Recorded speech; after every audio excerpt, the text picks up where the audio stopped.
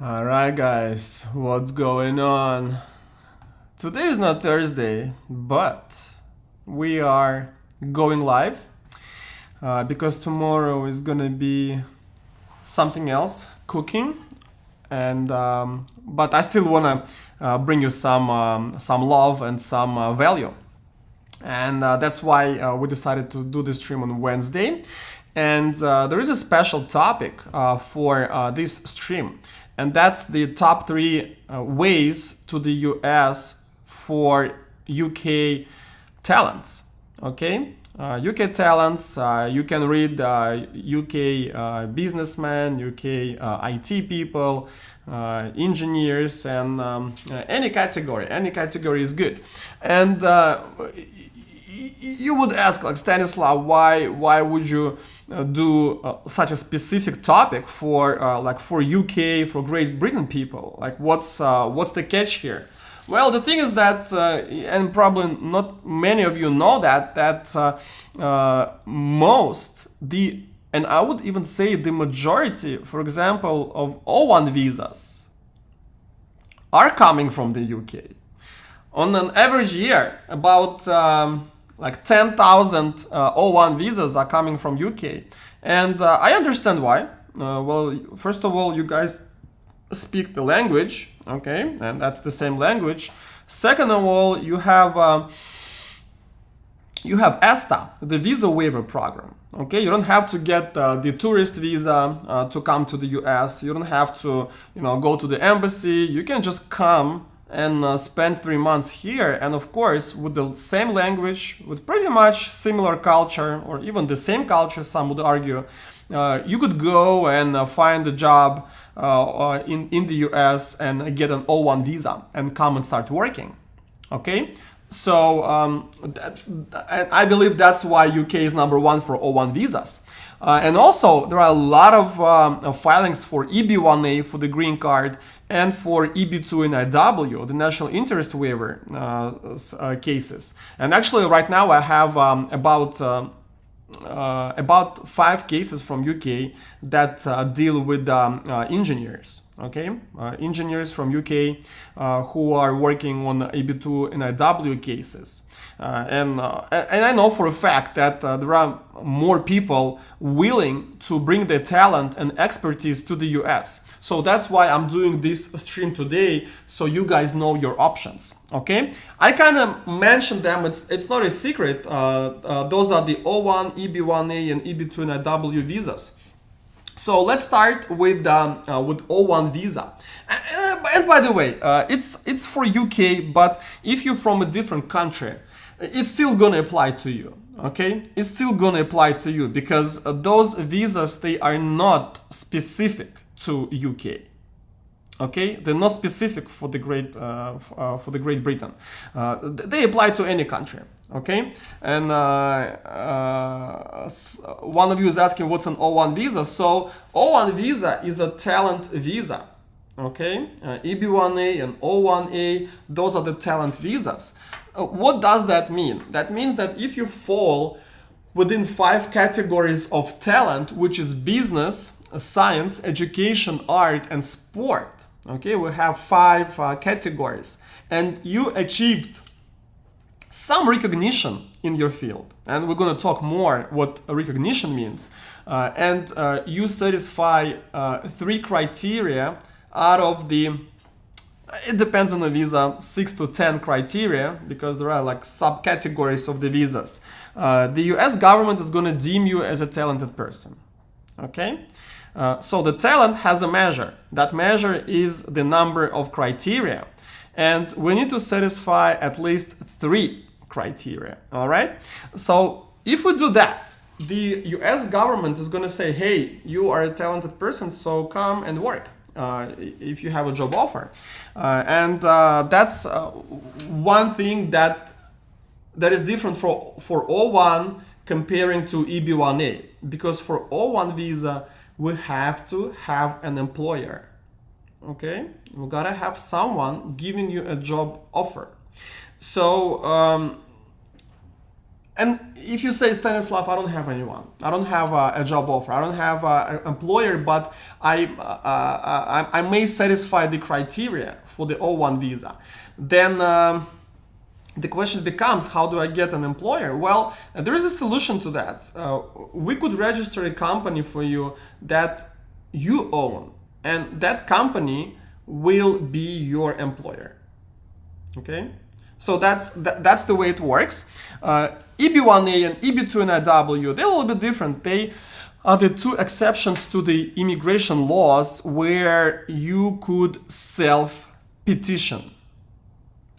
What it means? What does that mean? Self-petitioning. Self-petitioning means that you could file those petitions for green cards without having an employer.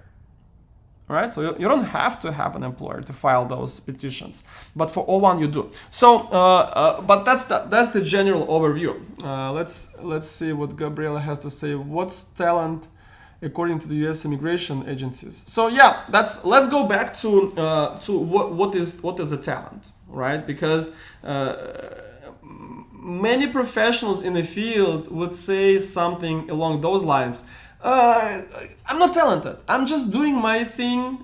Yes, I'm a professional. I'm whatever, the filmmaker. I'm a producer. I'm a athlete. I'm a businessman. And yes, I'm doing good what I'm doing, but I don't think I'm a talented person. So hold your horses, because the talent has a measure.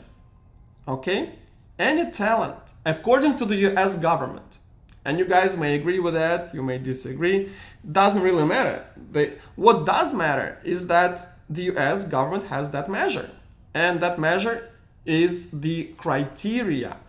So let's go over those criteria and see where we can find a connection, okay? So criteria number one, this is an award, okay?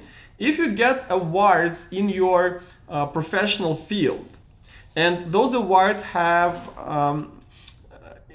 national or international recognition, that means that we can use those awards to satisfy the first criterion. Okay? Criterion number two is the press about you and your work. So, for example, I just had a complex immigration planning with an attorney from Russia. So he's been involved in a couple of good cases, big famous cases. So the press wrote about that. Okay, they didn't really write about the guy, but they did cover the lawsuit where he was involved on the part of the plaintiff. So that means that this press is about his work. Okay, and I want to see that the press is national or international. All right, so it's one of the two, and it also could be a professional press. All right, I know for a fact that many countries have the professional magazines or journals or websites just for the attorneys, like we do have here in the States. Right, there's a bunch of press. There's AILA organization, and they push the news almost every day, and they have their website, and there's a bunch of magazines for attorneys that would be interested only to the attorneys. So those are the professional media, professional press, right? And each country has that. So I want to see some press about you. If you're a businessman, if you're in IT, if you're in cybersecurity, if you're a doctor, if you're an engineer, so that's the press I want to see. Number three is the judging the work of other professionals. Okay, and there's a classic way to see that criterion is when you are called to the competition to be a judge to that competition. Okay, and the people who compete are the professionals. All right, and I hope you guys noticed that I changed the office. I usually do those streams from my house, from my home office. But Wednesdays and Fridays I'm in my main office, in my headquarters, and we actually just recently changed the settings, so we are in a new office. So there's a new background behind me. Okay, number 4 is the professional association, and you know, it's just this case of the foreign attorney is just fresh in my mind. So let's use that example. Let's use that example. So each attorney in every country has a licensing agency that does give a license for the attorney to participate, to practice the law. So most of those associations have a very high requirement for people to become members. Okay, so we need to see that such association admits people only for outstanding achievements. And those bar associations, those lawyers associations, they put up very significant, very difficult criteria to become a member of that organization. Okay, so most of those professional associations will fit the criterion of for the attorneys. And of course, if you're like, let's say, if you're a top manager in a company, just think along the same lines. Okay, when I say about association or competition or things like that, that's what I want you to do. Number 5 is the contribution in the field. Okay, contribution in the field. That consists of 2 sub-criteria, and that is the originality. It must be original and significant to the industry. Okay, in the industry. With the first part, it's not very hard. Okay, a lot of things that people do, they innovative. There's something new. But the second part, the significance in the field, in the industry, that's a little bit harder.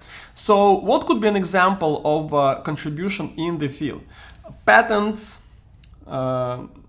dissertations, publications with a lot of citations, your educational courses, there could be your algorithms and methodologies, a book, also the speaking engagements at the conferences, open source codes if you guys from IT industry. So all those examples are the contribution could be contribution in the field. Okay, they don't have to be, but they may be. All right, provided they have some significance. So how do we prove significance? We prove significance with that whatever you did in the industry is being used, copied, maybe even plagiarized, or you make money on that, or the industry accepted whatever you did as its own. Okay, and the way to prove that it happened, first of all, we need expert opinion letters. We also need some press coverage on that, and if possible, I want to see some academic articles on that topic. Okay, it's not always a good fit, but if it is, I want to see that. So if you had to ask me, Stanislav, what's the number 1 criterion for O1 or EB1A? And again, we're talking about O1 and EB1A at the same time because those are the same criteria. Okay, the depth of the criteria, this is a different story, but the criteria are the same. So if you had to ask me which criterion you think is the most important among the ones in existence, I would say the contribution in the industry. Okay, why? Because you can build the case around this. You can build the case, and that's how I usually approach for cases like this. I'm building the whole thing around the contribution if we have any. All right, so strive to get that done, guys. Strive to get that done. Number 6, that is the critical leading role in a company with distinguished reputation. What does that mean? That means that if you work in a company, and it could be your company or somebody's else, and you either direct and control the company or the part of the company, or you doing an important function in the company, you are playing some significant role within that business. So what we need to prove is that that company, that business, or that organization has the distinguished reputation. How to do that? Well, I want to say awards for the company. I want the company has some press coverage. You guys probably noticed I speak a lot about press, and press is really, really important, the media coverage. I also want to see that this organization sponsors some events. I want to see that that company works with other big companies or famous companies. So other companies are the clients of the company where you work. Okay, so that way we establish the distinguished reputation, and now we have to show that you played an important role. All right, and that's being done by providing a letter from the organization. Okay, so number 7 is the commercial success. I want to see that your salary for the services is higher than other professionals in your geographical location. So let's say you're from London. Okay, you're from London, and you are a filmmaker. Okay, and you have a salary of and I'm just making this up, of 100,000 pounds. Okay, and the average for this position in London is by statistics is $700,000 or $70,000.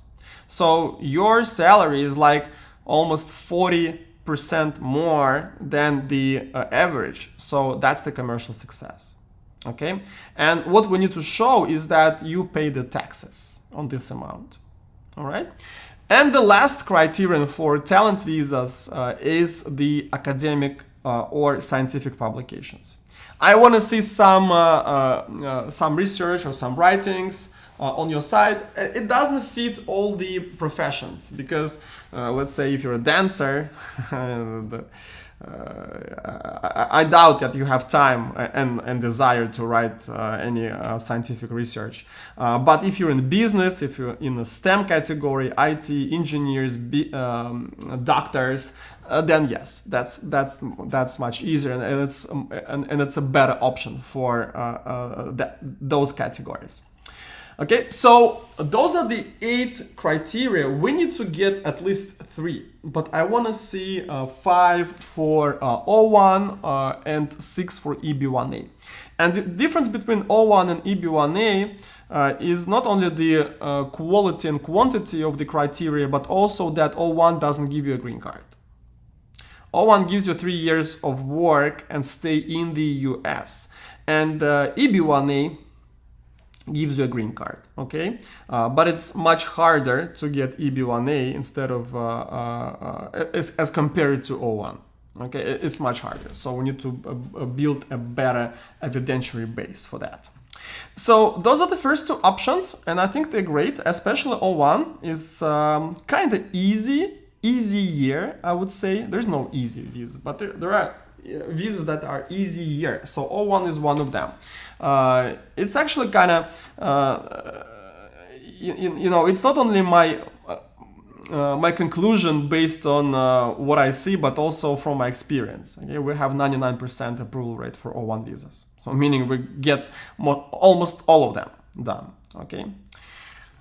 Gabriel is asking, where's the office? So my office is in Hollywood, but not Hollywood in California, but rather Hollywood in Florida. Okay, so comparing to my prior office, we're a little bit north, but this is a really good location. I'm really enjoying to be here. Okay, and the third option is EB2 in IW. And this one is for you guys who have advanced degree.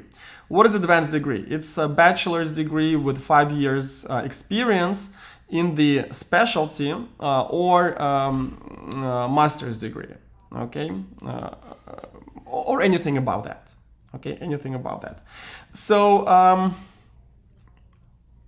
I know that UK educational system is a little bit complicated. I'm still learning, and I know you guys have, especially in the STEM education, you have like some kind of levels. you have like 6 levels or something like that. And if you have like, and it's a very complex system to find out where exactly you stand on American scale.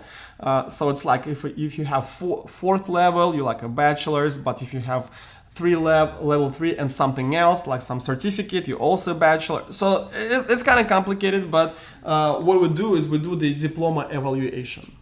Okay, diploma evaluation. So whatever you have from your university or college is being evaluated, and then we know for sure what kind of, how we equate that that education to the American system. Okay, usually it's not a problem. It's complex to understand, but when the evaluation is being done, that's good. But Stanislav, what if I don't have education? Okay, there's an option for that. It's called exceptional ability. There are 7 criteria for exceptional ability. We need to prove 3 of them. Okay, 3 of them. And they're kind of similar to the criteria for EB1A, but they're much easier. Okay, there's the depth of the evidentiary base is not as strong. Okay. If you have more than 10 years experience in your field, that's already a good sign. Okay, I'm not gonna go all over all of them, but 10 years of experience is a really good sign that we're gonna satisfy those criteria.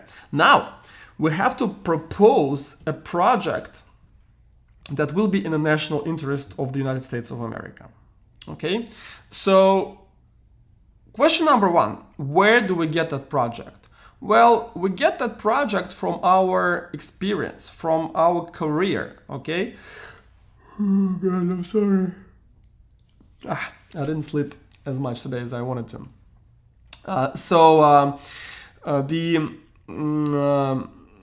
From your prior career, so look at what you've been doing past 5-10 years and see how you can isolate some kind of a project or approach and transfer it to the US. How do we know that the project in EB2NW is something that the Immigration Service will like? Well, we need to look at 2 things. We need to prove the substantial merit, and we need to prove the national importance. Okay, what is substantial merit? That means that we propose resolution to some kind of problem. Okay, there's a problem, and there is a solution. Okay, and national importance means that the solution to the problem that we found is important to the US government. All right, for example, one of the recent cases we got an approval. Our guy has education in IT, and he created a model of his drone. Okay, and it's like pretty big drone, and it could be used for delivery of goods or for military purposes. Okay, so I mean, there's a bunch of national interest here, actually. One of them is the technology. Okay, he's bringing the technology. Of course, technology is good to to help us develop and grow, and that is important to the government, because the drones, you know, they use less resources than people, and they deliver the goods, they deliver the bombs. You know, the US government wants to deliver both the goods and bombs, so they could deliver anything. So it's important. He got an approval. Also, another guy got an approval for IT platform that teaches the IT specialist. Okay, it gives the IT education, and also it's like a social platform for networking and mentoring and finding a job. Okay, so he was the one to propose the development of that platform, so he got an approval. So you could see how those things go. That we need to have a problem. So in that guy's case, with the IT problem, is that IT education is that the USA has a shortage of IT specialists. Okay, and this is a big problem. So that's why the US is importing a lot of those people from other countries. So that platform will help to reduce that shortage and bring more and educate more IT specialists in the US to make sure that we have enough. All right, and of course it's important to the US because all the businesses are using the IT services, including mine. Okay, so that's the concept of that. And the last thing for EB2 and IW is the well-positioned criterion. What is that? That means that not only we have to show that we have education and we have a proposed project which is in the national interest of the US, but we also have to prove that we have enough experience, skills, education, and whatever we've done in our career to be able to implement that project. Okay, that's called the well position. And usually when I work on the cases, this one is not the hardest criterion to satisfy, but it needs some work. So the bottom line is that O1 is the easiest way to come to the US. You can have your company registered on your name, and that will serve as an employer in the US, and that's a great first step. The EB1A and EB2 and IW, those are a little harder visas to get, but also possible. So once you get an O1, you can start thinking and strategizing for other moves towards EB1A and EB2. But sometimes we get the approvals for EB1A and EB2 and IW skipping O1 if you have a good case. Okay, so that's what's going on. And don't forget, guys, in order for you to know if you satisfy the criteria for those visas, you need to get a free evaluation. Okay, I already dropped you 2 links in the chat. One is for NIW, the other one for talent visas. All right, so what you guys need to do is fill out those forms, click on the links, fill out the forms, and give me 2 days so I could get back to you and give you an initial analysis of your cases. All right, so that's your first step if you want to come to the US, and of course the people from England, from Great Britain, feel very, very comfortable here in the US. Okay, because everybody loves this country. We have some shortcomings, but the people here are great, and things are going well. So you guys don't forget to fill out the questionnaires. Then you come to the complex immigration planning, and once you see your written strategy for a win, your next step is to hire my corporation and to proceed with collecting the evidentiary base with my team. Okay? So I don't see any questions, so it was nice and smooth, 30 minutes. Also, make sure that if you have any additional questions, you contact my company directly through WhatsApp, and I just sent you the link. So you guys enjoy the rest of the week, and my name is Stanislav Shamaev. I'm a lawyer of the future. Your future begins here.